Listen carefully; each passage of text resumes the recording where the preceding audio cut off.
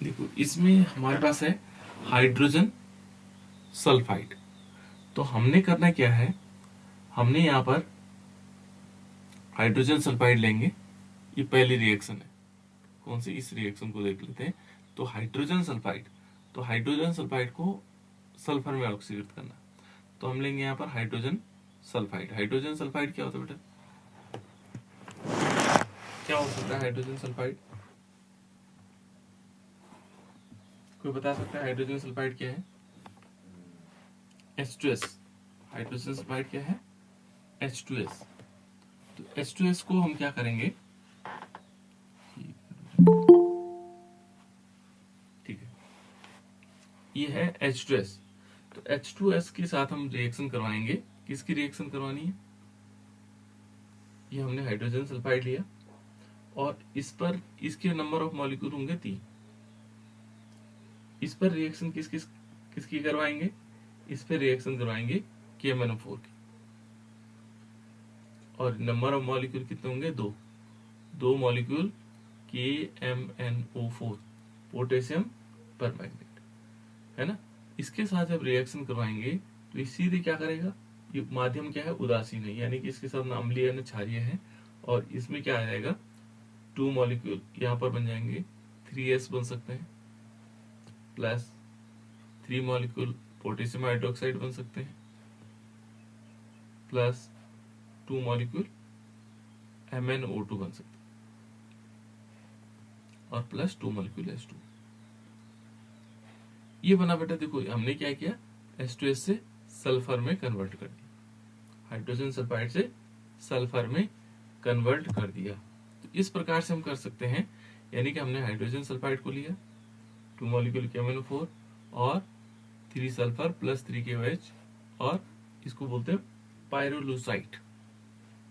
पायरोलुसाइड, magnesium dioxide को पायरोलुसाइड कहा जाता है, और 2 मॉलिक्यूल का होंगे H2O। इस प्रकार से बना सकते हैं बेटा। ये हो गया हमारे पास ये वाली रिएक्शन, जिसमें क्या होगा, H2S को हमने क्या किया, सल्फर में ऑक्सीकृत करना। ये रिएक्शन होगी। दूसरी रिएक्शन को यदि हम देखें, दूसरी रिएक्शन क्या होगी, दूसरी रिएक्शन है बेटा इसमें, जिसमें मैग्नीज सल्फेट को मैग्नीज डाइऑक्साइड में ऑक्सीकृत करना। यहां पर मैग्नीज सल्फेट को क्या करेंगे, मैग्नीज डाइऑक्साइड में ऑक्सीकृत करना। ठीक है, तो किस प्रकार से हो सकता है, तो मैग्नीज सल्फेट क्या होगा, यहां पर होगा मैग्नीज सल्फेट का होता है बेटा, सल्फेट मैंने बताया था क्या होता है, Mn मैग्नीज हो गया, सल्फेट होता है SO4, है ना। इसके नंबर ऑफ मॉलिक्यूल होंगे 3। ठीक है, ये रिएक्शन करेंगे 2 मॉलिक्यूल KMnO4, ठीक है ना, और प्लस इसमें होगा 2 मॉलिक्यूल H2O। ये उदासीन माध्यम है बेटा, मन ना अम्लीय है ना क्षारीय माध्यम। और जैसे ही रिएक्शन करेगा ये क्या बना देगा, ये बन जाएगा, देखो मैग्नीज डाइऑक्साइड में कन्वर्ट हो जाता है। तो ये मैग्नीज सल्फेट था, और मैग्नीज डाइऑक्साइड क्या होता है, 5 मॉलिक्यूल बन जाएंगे MnO2, और प्लस क्या बन जाएगा, K2SO4, और प्लस साथ साथ में 2 मॉलिक्यूल H2SO4। ये इस H2SO4 का नाम क्या है बेटा, क्या बोलते हैं इसको, H2SO4 को क्या बोला जाता है, सल्फ्यूरिकम। बिल्कुल सल्फ्यूरिकम, है ना, इसको हम सल्फ्यूरिकम लिखे रूप में कह सकते हैं। तो ये बन जाएगा।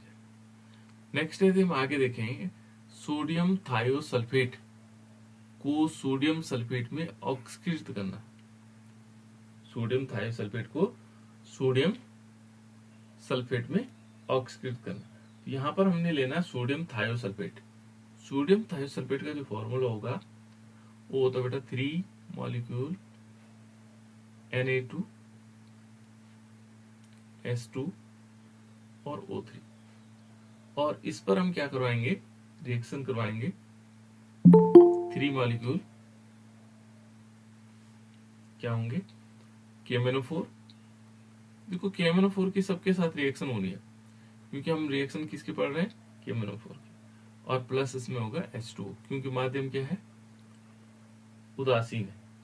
तो जब उदासीन माध्यम में हमेशा H2O के साथ रिएक्शन होंगी और ये रिएक्शन करके क्या बना देगा, ये बना देगा बेटा आपके पास सोडियम सल्फेट। सोडियम सल्फेट का फॉर्मूला क्या होगा, Na2SO4, ये है ना, Na2SO4। और इसमें 3 मॉलिक्यूल क्या होंगे, सल्फर के निकल जाएंगे, plus 2 molecule potassium hydroxide and 2 molecule MnO2। तो बड़ी बहुत इंपॉर्टेंट रिएक्शन है। ये सारे के सारे हमने रिएक्शन देख ली, किस प्रकार से ये रिएक्शन आपस में अभिक्रिया करते हैं। तो इन रिएक्शनों को आपको कंप्लीट करना है। इसका मतलब ये हो गया कि ये वाला जो KMnO वाला पार्ट है, KMnO4 वाला पार्ट है, ये हमारा कंप्लीट हो। इसके बाद कुछ संरचनाएं हैं, मैग्नेट तथा परमैग्नेट की संरचनाएं। तो मैग्नेट क्या होते हैं और परमैग्नेट क्या होते हैं। जैसे मैग्नेट देखें, थोड़ी देर के लिए हम क्या लेते हैं, मैग्नेट लेते हैं। तो मैग्नेट क्या होता है बेटा, मैग्नेट होते हैं जैसे हम कहते हैं पोटेशियम मैग्नेट। तो पोटेशियम मैग्नेट का फॉर्मूला होता है K2MnO4, ये होता है मैग्नेट का फॉर्मूला, है ना। और इसमें से केवल मैग्नेट लेना हो तो मैग्नेट क्या आएगा, MnO4 आएगा। और इस पर कितने चार्ज आएंगे, 2 माइनस चार्ज, क्योंकि 2 प्लस चार्ज हमने हटा रखे हैं। तो ये मैग्नेट का फॉर्मूला ये है। और यदि हम कहें पोटेशियम परमैग्नेट, तो ये पोटेशियम परमैग्नेट होता है KMnO4, ठीक है ना, पोटेशियम परमैग्नेट है। यदि हम इसमें केवल K को हटाएंगे तो एक पॉजिटिव हटेगा तो एक नेगेटिव होगा इसमें, यानी कि MnO4 और इस पर एक नेगेटिव। तो देखो मैग्नेट तो हो गया ही है और परमैग्नेट हो गया ये, है ना। ये क्या हो गया, इसको कहेंगे मैग्नेट, ये मैग्नेट। और ये हुआ परमैग्नेट, ठीक है ना, इसको हम बोलेंगे परमैग्नेट। ये है इस प्रकार। अब हम इसमें देखो बेटा, इनकी संरचनाएं कैसे बनेगी, ठीक है ना। इनकी संरचनाएं किस प्रकार से होगी, तो पहले बनाते हैं हम मैग्नेट की संरचना। तो यहाँ पर मैग्नेट क्या होगा बेटा, Mn तो होगा बीच में, और जो ये ऑक्सीजन होता है ये डबल बॉन्ड से एक ऑक्सीजन यहाँ जुड़ेगा। फिर बीच में भी क्या होगा, डबल बॉन्ड से एक ऑक्सीजन यहाँ जुड़ेगा। यहाँ सिंगल बॉन्ड से एक ऑक्सीजन जुड़ेगा, इस पे माइनस चार्ज होगा। और इस पे भी एक ऑक्सीजन ऊपर की तरफ होगा, इसमें माइनस चार्ज होगा। तो ये है मैग्नेट का फॉर्मूला, है ना। और इसकी संरचना कैसे होगी, बनाने के लिए आता है, ठीक है ना। दूसरा है परमैग्नेट। परमैग्नेट में क्या होगा, Mn बीच में होगा और स्थितियां वही होगी, डबल बॉन्ड से ऑक्सीजन, डबल बॉन्ड से ऑक्सीजन, यहाँ सिंगल बॉन्ड से ऑक्सीजन, ये माइनस चार्ज होगा। और सिंगल बॉन्ड से एक ऑक्सीजन न होकर के कैसे बन जाएगा, यहाँ डबल बॉन्ड से फिर ऑक्सीजन जुड़ जाएगा। और देखो इसमें एक ही माइनस चार्ज है, इस पे 2 माइनस चार्ज। पर मैग्नेट पे क्या है, सॉरी, मैग्नेट पे 2 माइनस चार्ज है और पर मैग्नेट पर केवल 1 माइनस चार्ज है। तो ये चीजें होती इसमें, इस प्रकार से इसकी संरचनाएं। अब नेक्स्ट पार्ट है इसका बेटा उपयोग। जो हम KMnO4 पढ़ा है, इसका उपयोग कहाँ कहाँ पर प्रयोग किया जाता है इसका। तो पहले है, एक तो उपयोग किया जाता है इसका प्रयोगशाला में, लैब में हम इसका प्रयोग कर सकते हैं और करते भी हैं। प्रयोगशाला में हम इसका उपयोग करते हैं, ठीक है ना। कहाँ करते हैं, प्रयोगशाला में। दूसरा उद्योगों में करते हैं, जो बड़े बड़े उद्योग होते हैं वहां पर भी हम क्या करते हैं, पोटेशियम परमैग्नेट का उपयोग करते हैं। तो उद्योगों में कर सकते हैं, करते हैं। और इन दोनों जगहों पर किस रूप में किया जाता है, यानी कि जैसे उद्योग है और प्रयोगशाला में ये इनका प्रयोग किया जाता है परवल ऑक्सीकारक के रूप में। क्या होते हैं, परवल ऑक्सीकारक। ये परवल ऑक्सीकारक के रूप में हम इनका प्रयोग कहाँ कर सकते हैं? प्रयोगशाला में और उद्योगों में। ठीक है, ये हो गया एक उपयोग ये हो गया। दूसरा उपयोग यदि हम देखें तो दूसरा उपयोग करते हैं पानी को शुद्ध रखने में, है ना। पानी को शुद्ध रखने में इसका प्रयोग किया जाता है, पानी को शुद्ध रखने में। तो जैसे तालाब हो गए, है ना, कुओं में हो गया, वहां पर इसका प्रयोग किया जाता है केवल, है ना, पानी को शुद्ध रखने में भी इसका प्रयोग किया जाता है। तीसरा यदि हम इसमें देखेंगे तो गुणात्मक विश्लेषण, जो हमारे पास क्या होगा, वॉल्यूमेट्री एनालिसिस होता है ना, गुणात्मक विश्लेषण हो गया, तो वहां पर भी हम क्या कर सकते हैं, इसका प्रयोग करते हैं। एक उपयोग इसका हो गया गुणात्मक क्वालिटेटिव एनालिसिस, गुणात्मक विश्लेषण में भी हम इसका प्रयोग करते हैं। ठीक, तो गुणात्मक विश्लेषण में हो गया, जैसे हमारे पास हाइलाइट्स होते हैं। हाइलाइट जानते हैं बेटा आप लोग? हेलोजेंस ग्रुप से बना हुआ हैलाइड, है ना, एल्किल हैलाइड्स, है ना। तो ये हैलाइड होते हैं जिनमें हेलोजेंस ग्रुप जुड़ा हुआ रहता है, हैलाइड हो गया। सल्फेट, सल्फाइटों में हो गया, सल्फाइटों में, ठीक है ना, जो सल्फाइट होता है, ठीक है ना, एवं ऑक्सिलेटों में, ऑक्सिलेटों का पता करने में, इनका पता करने में जो है इसका प्रयोग करने में इनका उपयोग किया जाता है। किनका? गुणात्मक विश्लेषण, ठीक है ना। उसके बाद एक और है, कहां पर किया जा सकता है, यानी कि परिमाणात्मक,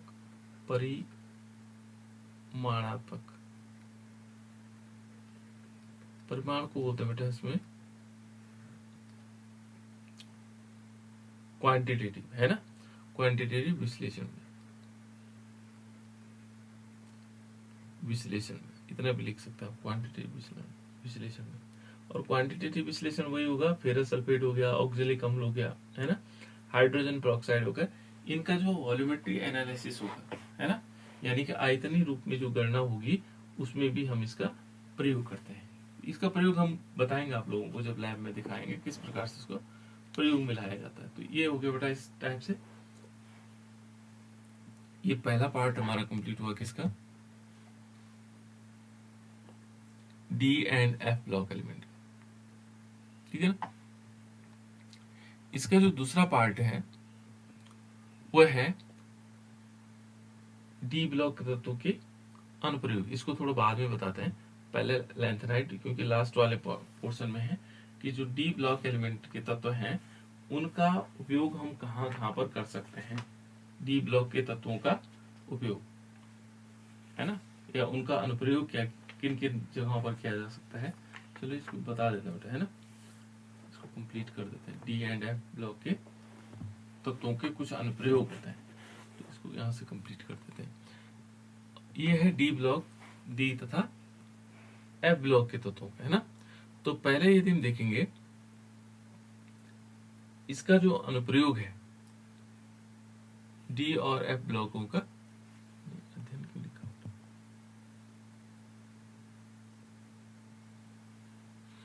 ठीक है। तो इनका अनुप्रयोग कहां पर हो सकता है, तो पहले होता है इसमें जो डी ब्लॉक के तत्वों का अनुप्रयोग,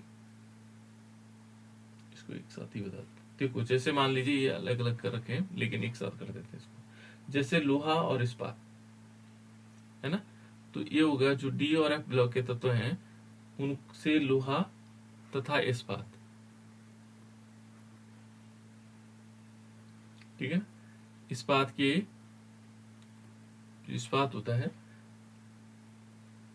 इससे लोहे और इस्पात से जो बनने वाली सामग्री है, महत्वपूर्ण सामग्री में इसका प्रयोग किया जाता है। लोहे और इस्पात से बनने वाली सामग्री में इसका प्रयोग किया जाता है, ठीक है ना। दूसरा होता है बेटा इसमें, जैसे TiO, टाइटेनियम ऑक्साइड, है ना, और इसका जो प्रयोग किया जाता है टाइटेनियम ऑक्साइड का, ये किया जाता है बेटा वर्णक उद्योग में। याद रखिएगा कहां पर प्रयोग किया जाता है इसका, वर्णक उद्योग। वर्णक का मतलब हो गया जहां पर कलर किए जाते हैं, जैसे आप लोगों के जो कपड़े हैं या अन्य चीजों के जो कलर तैयार किए जाते हैं, तो वहां पर हम टाइटेनियम ऑक्साइड का प्रयोग करते हैं, है ना, उन उद्योगों में हम टाइटेनियम ऑक्साइड का। दूसरा जो हमारे पास होगा मैग्नीज ऑक्साइड, MnO2, इसको कहते हैं मैग्नीज ऑक्साइड। और इसका जो प्रयोग होता है वो कहां पर होता है, ये होता है जो शुष्क बैटरियां बनाई जाती है, शुष्क बैटरी को बनाने। आप लोगों ने बैटरियां देखी होंगी, तो बैटरियां बनती है, एक ड्राई बैटरियां बनती है, जो शुष्क बैटरी के सेल बनाने में, शुष्क बैटरी के सेलों को बनाने में, जो सेल होता है उसमें को बनाने में, है ना, को बनाने में हम प्रयोग करते हैं। जो शुष्क ड्राई बैटरियां होती है, जैसे आजकल बाइक में हो गया या अन्य जगहों पर यूज की जाती है, जैसे मोबाइल में बैटरी होती, वो भी एक प्रकार की शुष्क बैटरी होती है, उसमें कोई लिक्विड नहीं पड़ता, तो उसको शुष्क बैटरी कहा जाता है। तो यहाँ पर मोबाइल वाली बैटरी नहीं, लेकिन जो अन्य बैटरियां होती हैं वो शुष्क बैटरियां होती हैं। ये तो एग्जाम्पल दिया कि सूखी हुई बैटरियां उनको कहा जाता है जिनमें पानी नहीं पड़ता, तो उस शुष्क बैटरी बनाने में मैग्नीज डाइऑक्साइड का प्रयोग किया जाता है। ये पूछा जाएगा बेटा आप लोगों को, है ना। उसके बाद क्या होता है, जो एजी होता है, सिल्वर हो गया एजी व एयू, जो एजी हो गया चांदी और सोने, इनकी जो वस्तुएं होती है ना, वस्तुओं को महत्व केवल संग्रहण तक सीमित किया जाता है ना। इसका तो हम क्या करते हैं, अधिकांश उनको संग्रह करते हैं, है ना। और एक और है इसमें यूके, ये लास्ट वाले कंपाउंड्स है यूके, कॉपर सिक्के, कॉपर सिक्के,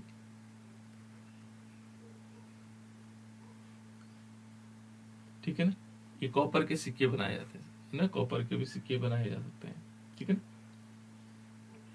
और यहाँ दूसरा है सिल्वर यूके, है ना। सिल्वर यूके में क्या होता है, ये कॉपर और निकल का मिश्र धातु बनाया जाता है, कॉपर और निकल मिला करके एक मिश्र धातु बनाई जाती है, ठीक है। उसके बाद अन्य उपयोग भी है बेटा इनके, जैसे देखेंगे तो सल्फ्यूरिक अम्ल के उत्पादन में, जो सल्फ्यूरिक अम्ल है उसको बनाने में भी इसका प्रयोग किया जाता है, इन ग्रुप के एलिमेंट्स का सल्फ्यूरिक अम्ल के उत्पादन में, जो सल्फ्यूरिक अम्ल है उसको बनाने में भी हम इसका प्रयोग करते हैं। जैसे वेनेडियम पेंटॉक्साइड हो गया, है ना, वेनेडियम पेंटॉक्साइड क्या कर देता है, सल्फर डाइऑक्साइड को सल्फर ट्राइऑक्साइड में परिवर्तित कर देता है। तो यहाँ पर वेनेडियम पेंटॉक्साइड क्या है, वेनेडियम तो किसका तत्व है, टी ब्लॉक एलिमेंट का, ठीक है। देखो एक और भी है, जैसे माना हमारे पास एल्युमिनियम ट्राइमिथाइल है ना, AlCH3 की होल थ्राइस, है ना, इससे युक्त जो है क्या होगा, टेलुरियम क्लोराइड, ठीक है ना, टाइटेनियम क्लोराइड सॉरी, एक जिगलर उत्प्रेरक के रूप में उपयोग किया जाता है। इसको बोलते हैं, एक क्या है, कौन सा उत्प्रेरक है, जिगलर उत्प्रेरक, क्या आगे आएगा बेटा, जिगलर, है ना, जिगलर उत्प्रेरक के रूप में, उत्प्रेरक का उपयोग किया जाता है, उपयोग, ठीक है ना, पॉलीइथाइलिन बनाने में। थोड़ा हैंडराइटिंग ऐसी हो रही है, यहाँ पर थोड़ा ध्यान रखिएगा, पॉलीएथिलीन, पॉलीएथिलीन के उत्पादन है ना, यहाँ इसका उत्पादन किया जाता है। जैसे हैबर विधि से अमोनिया बनाया जाता है, उसमें भी किया जाता है, हैबर विधि में भी इसका उपयोग किया जाता है। किनका? डी और एफ। जैसे निकिल, इसमें क्या होता है बेटा, नाइट्रोजन और ऑक्सीजन मिलता है ना, तो यहाँ हम क्या करते हैं, अमोनिया आयरन उत्प्रेरक डालते हैं। क्या डालते हैं? आयरन उत्प्रेरक। ये आयरन उत्प्रेरक लेते हैं, है ना। तो यहाँ पर भी किया जाता है। तेल और वसा के, जैसे माना तेल और वसा है, तेल और वसा के हाइड्रोजनीकरण में, तेल व वसा के हाइड्रोजनीकरण में, हाइड्रोजनीकरण क्या होता है, जैसे आप लोगों ने देखा होगा कि जो तेल होता है उसको हमें क्या बनाना है, सॉलिड पार्ट बनाना है। जैसे हम कहते हैं ना देसी घी, है ना, तो इसको क्या किया जाता है, तेल का हाइड्रोजनीकरण करते हैं। ये वसा और तेल का हाइड्रोजनीकरण, हाइड्रोजनीकरण, इसका हाइड्रोजनीकरण करवाएंगे तो निकिल की प्रेजेंस में होता है। और वो क्या बना देता है बेटा, जैसे हमने डालडा आप लोगों ने यूज किया होगा, पुराने जमाने में बहुत सारे यूज होता था डालडे का। तो डालडा क्या होता था कि जैसे माना तेल में क्या करेंगे, हमने कोई तेल लिया, वसा लिया, है ना, तो तेल हम लेंगे, तो तेल में हम क्या करेंगे, इसमें हाइड्रोजन गैस प्रोवाइड करते थे, सॉरी निकिल के प्रेजेंस में, है ना, और यहाँ पर NaOH डाल देते थे, सोडियम हाइड्रोक्साइड। तो ये मालूम क्या बना देता था, ये डालडा बन जाता था, सॉलिड पार्ट हो जाता था, ठीक है, डालडा हो जाता था, तो हार्ड पार्ट हो जाता था, है ना। तो इस प्रकार से हम क्या कर सकते हैं बेटा, इसका उपयोग कर सकते हैं। और अन्य भी है, फोटोग्राफी जो उद्योग होता था उसमें हम सिल्वर ब्रोमाइड का प्रयोग करते थे, और अन्य भी, ठीक है। इस प्रकार से बेटा ये लगभग लगभग इस पार्ट को देखेंगे तो ये कंप्लीट हुआ। कौन सा वाला, जो हमारे पास D and F block element है। अब दूसरा पार्ट है इसका, वह है एफ ब्लॉक के तत्वों का अनुप्रयोग। ये डी और एफ इसलिए एक साथ किया गया, उपयोग एक साथ थे, लेकिन अब एफ ब्लॉक को हम अलग से पढ़ लेंगे कि एफ ब्लॉक के तत्व क्या होते हैं, है ना। तो एफ ब्लॉक में पहला क्या है, लैंथेनॉइड्स। लैंथेनॉइड्स क्या होता है बेटा, जो अगला पार्ट है वो लैंथेनॉइड्स है। और लैंथेनॉइड्स क्या होते हैं, इनको यदि देखेंगे तो ये डी ब्लॉक के जो नीचे बनाए गए तत्व, सीरीज बनाई गई थी, उनको हम क्या कहते हैं, लैंथेनॉइड्स कहते हैं। और लैंथेनॉइड्स और एक्टिनॉइड दो प्रकार के अंतः संक्रमण तत्व होते हैं, ठीक है ना। अंतः संक्रमण तत्व होते हैं जिनको डी ब्लॉक के नीचे रखा गया है, उन्हें क्या कहा जाता है, अंतः संक्रमण तत्व, इनर ट्रांजिशन एलिमेंट। और इनको कहाँ रखा गया है, ठीक किसके नीचे रखा गया, ये रखा गया है डी ब्लॉक के नीचे। और ये वास्तविक तौर पर ये देखेंगे तो आवर्त सारणी को, एक मिनट थोड़ा सा मैं यहाँ आ जाता हूँ, देखो यहाँ पर यदि हम देखेंगे, देखो बेटा यहाँ पर ये है डी ब्लॉक एलिमेंट। हम थोड़ी सी यहाँ से आते हैं, देखो इसमें यहाँ से यहाँ तक हमारे पास क्या है, ये सारे के सारे क्या है, डी ब्लॉक के एलिमेंट है। और इनमें जो संक्रमण तत्व है, संक्रमण तत्व यहाँ से केवल यहाँ तक ही है, ये वाले संक्रमण तत्व नहीं है। कौन कौन से, जिंक, कैडमियम और Hg। ये बार बार मैं इसलिए बता रहा हूँ ताकि याद रहे आपको, है ना। ये क्या है, संक्रमण तत्व नहीं है। लेकिन यहाँ पर यदि देखोगे कौन से वाले में, स्कैंडियम से तो टाइटेनियम तो ठीक है, स्कैंडियम से टाइटेनियम ठीक है, एटरबियम हो गए, जर्कोनियम हो गए, ये ठीक है। लेकिन यहाँ पर क्या होता है, जैसे ये वाला एक ग्रुप है और एक ग्रुप यहाँ पर, इन जगहों पर यदि देखोगे तो इनका इलेक्ट्रॉनिक कॉन्फ़िगरेशन के बीच यहाँ पर 14 का अंतर होता है। लैंथेनम और हफेनियम के बीच 14 परमाणु क्रमांकों का अंतर है, और एक्टिनियम से लेकर रुफेनियम तक यहाँ पर भी 14 तत्व होंगे, ठीक है ना। तो इनके बीच कुछ तत्व थे जिनको हम क्या बोलते हैं, यहाँ पर ये देखोगे तो एक्टिनियम के बाद लैंथेनाइड्स के बीच, है ना, एक तो क्या होगा, लैंथेनाइड से यहां से लेकर के लैंथेनम से और हफेनियम के बीच जो है कितने तत्व होंगे, जो तत्व होंगे वो यहाँ पर आ गए, इनको कहा जाता है लैंथेनाइड्स, ठीक है ना। यहाँ पर क्या होंगे, लैंथेनाइड्स। इन तत्वों का परमाणु क्रमांक कितना होता है बेटा, देखो लैंथेनम है, यदि लैंथेनम को देखोगे 57 है। इसको मैं थोड़ा सा एक बार क्लियर कर देता हूँ।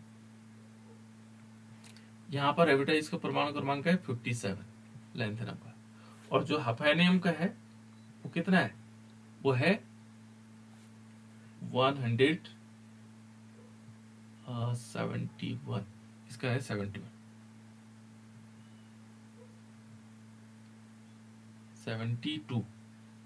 आपका नेम होगा 72।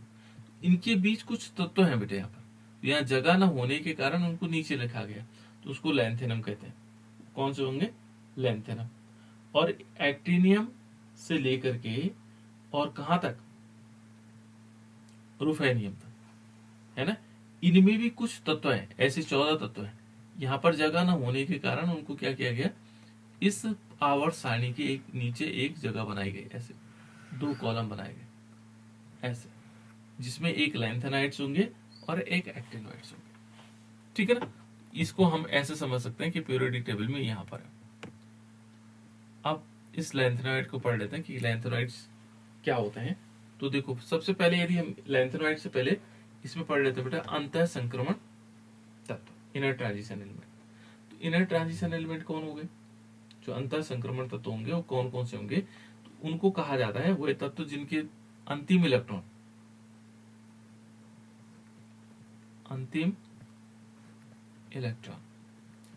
देखो, इनका जो अंतिम इलेक्ट्रॉन होगा वो कहां पर होंगे,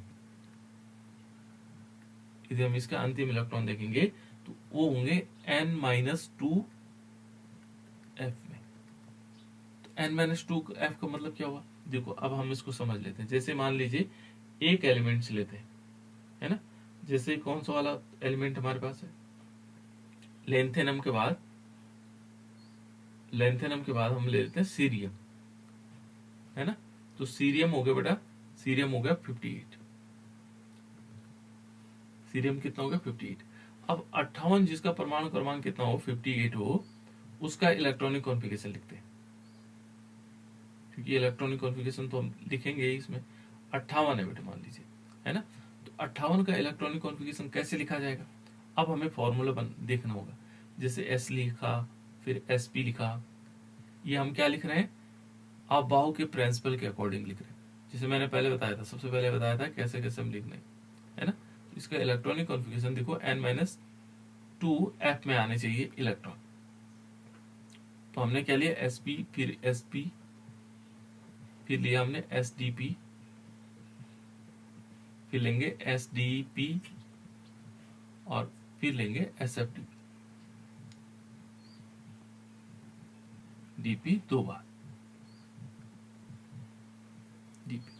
इसको लिखने के बाद देखो यहां पर हम क्या करते हैं, इनको काउंट करते हैं। देखो 1 2 3 4 5 6 और 7, ये हमने लिख लिया। P को देखेंगे तो P को कितने से करेंगे, 2 से शुरू करते हैं, 2, है ना। ये 3, ये 4 5 6 और 7। देखो बेटा, ये लिखना आना चाहिए, तो इससे क्या होगा, सारे इलेक्ट्रॉनिक कॉन्फ़िगरेशन में आ जाते हैं। उसके बाद P D को 3 से शुरू करेंगे, तो देखो 3, ये 4 हो गया, फिर 5 6, फिर F को लिखेंगे 4F एंड 5। लेकिन ये 4F सीरीज है, तो मुझे लगता है यहाँ पर कंप्लीट होना चाहिए इसको, है ना। तो देखो अभी 58 है बेटा, है ना। सीरियम का क्या है 58, इसको हम कितने भी होंगे तो हम आसानी से लिख सकते हैं। देखो 1s2 ये वाला ले लिया, फिर हमने लिया 2s2, इसको ऐसे लिखना है बेटा, पहले ये इसको लिखना है 2p6। ये हमेशा जब भी आपको इलेक्ट्रॉनिक कॉन्फ़िगरेशन लिखना हो तो पहले इसको लिखना सीख लीजिए। एक बार सीख लिया तो आसानी से हो जाएगा। P में 6 से अधिकतम इलेक्ट्रॉन आते हैं, ये तो हो गए 10 यहाँ पर, हमें चाहिए 58। तो हमने क्या करना, फिर उसके बाद 3s2 3p6 और 4s2, कितने हो गए, 10 से हो गए 10 20, 3d फिर कितने होंगे 10 30, है ना। 4p6 5s2, ये 30 हो गए, और ये कितने हो जाएंगे 38, है ना। और 10 ही हो जाएंगे। देखो 4d क्या होंगे 10, तो ये हो गए 48 यहाँ पर हो गए, है ना। हमें चाहिए 58, कितने चाहिए 58। उसके बाद क्या आएगा बेटा, देखो 5p6 आएंगे, कितने होंगे 54, है ना। 4s सॉरी 6s 4s कर रहा हूँ, 6s क्या होंगे, 2 होंगे। और यहाँ देखो 48 और 6 54, यहाँ तक 54 होगी, है ना। अब देखो 6s कितने हो जाएंगे, 2, 54 और 2 56 हो गए। और 4f कितने हो जाएंगे, 2 हो जाएंगे। तो देखो 4f n-2 का मतलब क्या हुआ कि जो मूल संख्या है वो 6 है। जो यहाँ पर देखोगे 6, तो 6 में से 2 चले जाएंगे। देखो 6 माइनस 2, ये हो जाएगा 6 माइनस 2 बराबर 4 हो जाएगा। देखो 4 n-2f, देखो है कि नहीं, 4f इलेक्ट्रॉन भरे जा रहे हैं। तो यहाँ पर क्या होंगे, वे तत्व क्या होंगे, यहाँ पर हम कह सकते हैं कि वे तत्व जिनमें क्या होगा, n-2f में कक्षक में क्या होंगे, कक्षक में इलेक्ट्रॉन प्रवेश करते हैं या अंतिम इलेक्ट्रॉन क्या होंगे, प्रवेश करेंगे, उन्हें हम क्या कहते हैं, एफ ब्लॉक के तत्व। तो वो सारे के सारे क्या होंगे, एफ ब्लॉक के तत्व होंगे, जिनमें n-2 एफ में इलेक्ट्रॉन भरे जाएंगे, है ना। तो ये क्या हो जाएंगे, एफ ब्लॉक एलिमेंट हो जाएंगे। तो ये हो गया बेटा हमारे पास एफ ब्लॉक के तत्व, ठीक है। दूसरा इसे क्या कह सकते हैं, इनको जो आधुनिक आवर्त सारणी है, आधुनिक आवर्त सारणी के सबसे नीचे रखा गया। जो हमारे पास आधुनिक आवर्त सारणी है जो अब मोजले ने दी थी, उसको हमने कहाँ रखा, इसके नीचे वाले भाग में रखे। यहाँ सबसे नीचे 2 पार्ट करके 14 तत्वों को अलग से जगह दे दी, क्योंकि आवर्त सारणी में इसमें के लिए जगह नहीं थी, है ना। इसमें कुल कितने तत्व है बेटा, कुल कितने हैं उसमें, ये देखोगे तो यहाँ पर 28 एलिमेंट होंगे, जिसमें से क्या है, 14 तो कौन से हैं, 14 है लैंथेनाइड्स, और एक्टिनोइड कितने हैं, 14, ठीक है ना। 14 क्या है, लैंथेनाइड्स हैं और 14 एक्टिनोइड्स हैं, ठीक है। और इसमें 3 बाह्यतम कक्षाएं हैं बेटा। 3 बाह्यतम कौन से, n-2 है ना, n-1 और n, ये 3 बाह्यतम कक्षाएं इसमें, है ना।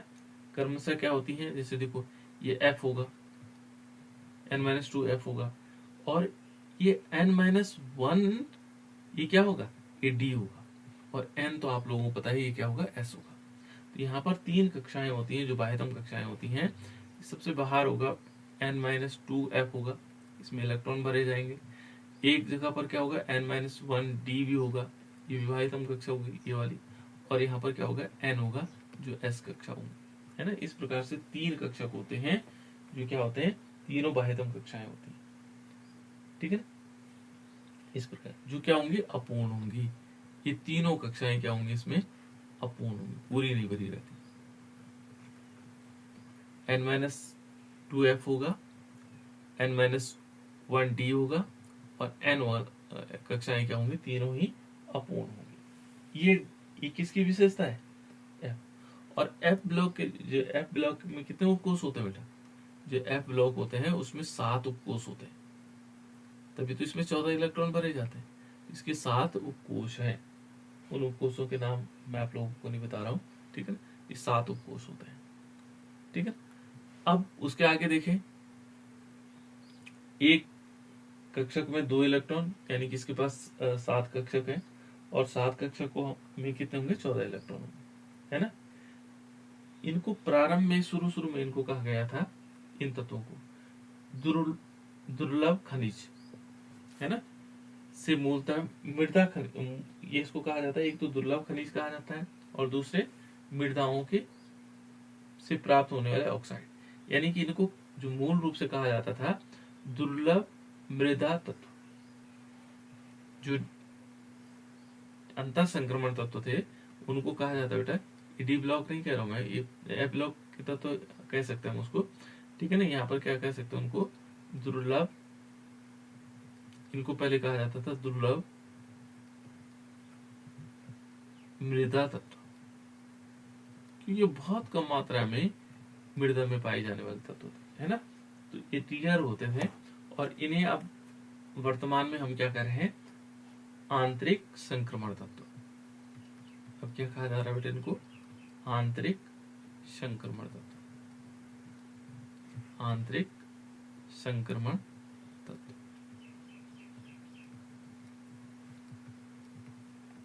अब क्या कह रहे हैं बेटा इनको, आंतरिक संक्रमण। और आंतरिक संक्रमण तत्वों का मतलब ये हो गया कि इनमें सबसे पहले देखोगे इन परमाणुओं की जो कार्नेल्स कहते हैं बेटा, एक शब्द नया शब्द सुनोगे आप लोग, इनका जो कार्नेल है, कार्नेल में क्या होता है, N-2 F में बहुत काफी अंदर की N-2 F की जो कक्षक है काफी अंदर स्थित होता है ना, जो कार्नेल्स होगा इतना अंदर माना जाता है ना। और N-2 F जो है कक्षक जो है संक्रमण तत्वों के जो डी कक्षक है उससे पहले आते हैं। जो संक्रमण तत्व डी कक्षक होते हैं उससे पहले आता है बेटा 4F। 4F बहुत पहले आता है ना। तो ये डी कक्षकों से भी पहले आता है ना। इसकी दो श्रेणियां हैं, एक थर्ड बी और फोर्थ बी है ना, दो श्रेणियां हैं, थर्ड बी और फोर्थ बी। और इनका जो इलेक्ट्रॉनिक कॉन्फ़िगरेशन है, जो एक जनरल इलेक्ट्रॉनिक कॉन्फ़िगरेशन है, वो किस प्रकार से आएगा, इसको हम ऐसे समझ सकते हैं है ना। ये जनरल इलेक्ट्रॉनिक कॉन्फ़िगरेशन है, सामान्य इलेक्ट्रॉनिक विन्यास। ये होगा N-2 F होगा, और F में क्या होगा, 1 से लेकर के 14 तक भरे जाते हैं इलेक्ट्रॉन। इसको हम 1 से 14 लिख सकते हैं N-2। और यहाँ पर क्या होगा, कॉमा करके N-1, और ये D होगा, और D में क्या होता है, 0 से 1 इलेक्ट्रॉन होता है। और जो N होता है NS, इसमें क्या होगा, 2 इलेक्ट्रॉन। ये जनरल सामान्य फॉर्मूला इसका है ना, इलेक्ट्रॉनिक कॉन्फ़िगरेशन। इसको दो पार्टों में बांटा गया, एक होता है लैंथेनॉइड्स और दूसरा होता है एक्टिनॉइड। और यहाँ दो सीरीज है बेटा, कौन कौन सी सीरीज है, एक तो है 4F सीरीज।